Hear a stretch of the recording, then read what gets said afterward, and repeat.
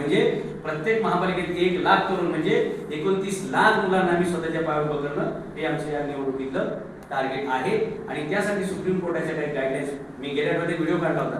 आपल्या ऊसवाले मराठी माणसाचं दुकान पालिका तोडायला लागते, त्या अधिकाऱ्यांना मी जे काही प्रश्न विचारले त्याच्याकडे काही उत्तर नव्हतं। तो जीआर असा होता की लोकसंख्येच्या प्रमाणात 2% नागरिकांना शहरामध्ये रोजगार देण्याची जबाबदारी शासनाची आहे। आम्ही ते महानगरपालिकेच्या आणि शासनाच्या लक्षात आणून देणार। आणि हे 2% लोक म्हणजे प्रत्येक 100 माणसामागे 2 लोकांना रोजगार। हा रस्त्यावरती जे फूड स्टॉल असतात, फुटपाथवरती जे छोटे छोटे हातगाडी असतात, स्टॉल असतात, याच्यावरती रोजगार दिला पाहिजे असा सुप्रीम कोर्टाच्या गाईडलाईन्स आहे।